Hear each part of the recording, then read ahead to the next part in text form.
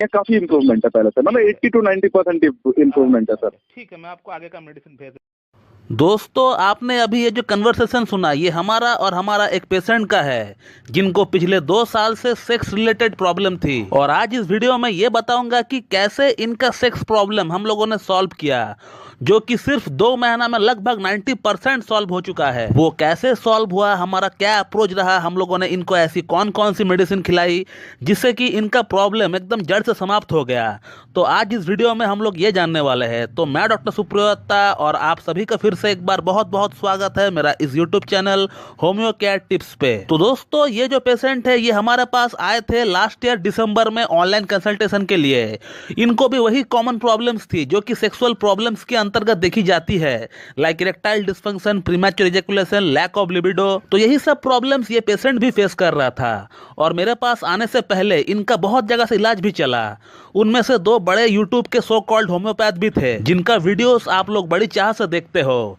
मगर दुख की बात यह है कि किसी एक भी होम्योपैथ ने इनका केस को सही से रीड ही नहीं कर पाया, पढ़ ही नहीं पाया। ये जो पेशेंट है ये केस टेकिंग के दौरान बार बार एक ही बात को रिपीट कर रहा था, बार बार एक ही बात को दोहरा रहा था।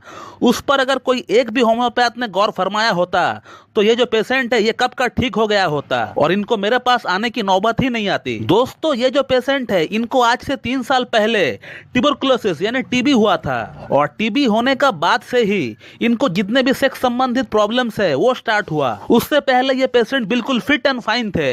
ये पेशेंट बार बार दोहरा रहा था कि मुझे ये प्रॉब्लम्स नहीं थी, लेकिन जब से मुझे टीबी हुआ उसके बाद से ही मुझे ये प्रॉब्लम्स डेवलप हुई है। और उसी के बाद इनको स्टैमरिंग यानी हकलाने का प्रॉब्लम भी स्टार्ट हो गया, जो कि ये पहले नहीं हकलाया करता था। तो सेक्स प्रॉब्लम और स्टैमरिंग ये दोनों ही स्टार्ट हुआ टीबी होने का बाद से, पहले इनको नहीं थी। और जब मैं इस पेशेंट का केस टेकिंग कर रहा था इस बात को इन्होंने कम से कम 10 बार दोहराया कि सर मैं इससे पहले बिल्कुल भी ठीक था, मुझे कोई भी शारीरिक प्रॉब्लम नहीं थी, लेकिन जब से मुझे टीबी हुआ है उसके बाद से ही ये सारी प्रॉब्लम्स डेवलप हुआ है। और इसी बात से मुझे इस पेशेंट का प्रॉब्लम का जो जड़ था, जो रूट कॉज था, वो मुझे दिख गया था। और वो जड़ है side effect of anti tubercular medication. यानी जब इनको टीबी हुआ था और टीबी के लिए जब इनको एंटी ट्यूबरकुलर मेडिसिन दी गई थी, उसी इंग्लिश मेडिसिन का ये साइड इफेक्ट है। तो अगर आज मेरा ये वीडियो कोई होम्योपैथ देख रहा है तो हमेशा एक चीज को याद रखे, when you ever come across patient who have suffered from bad effects of anti tubercular medication,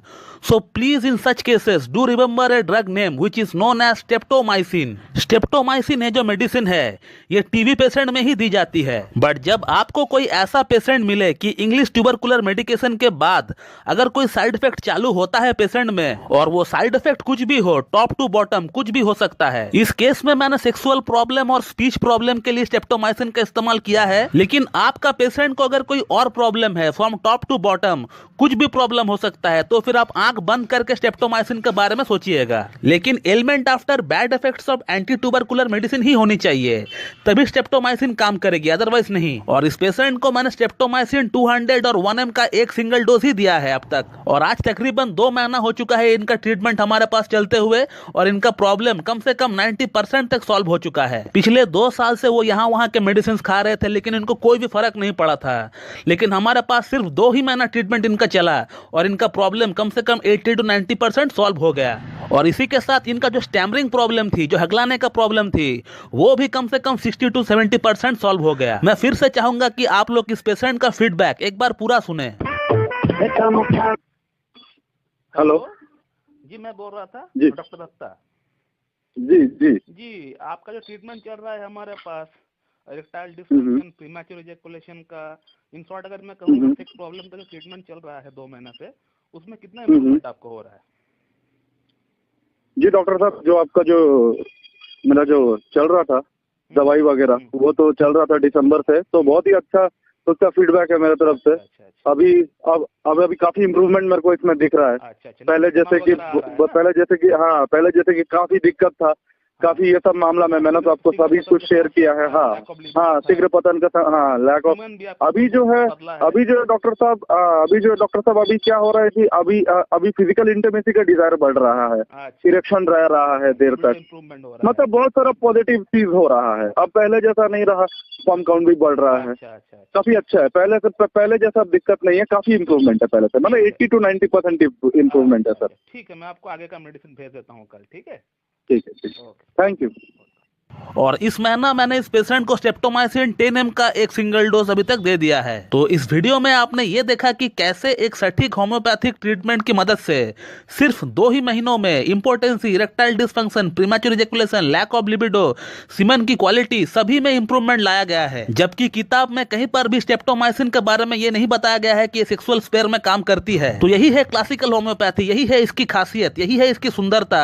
यहाँ पहले से कोई भी रेमेडी सेलेक्ट नहीं रहता है हमारे लिए, और इसीलिए होम्योपैथी में medicine case to case, person to person vary करता है।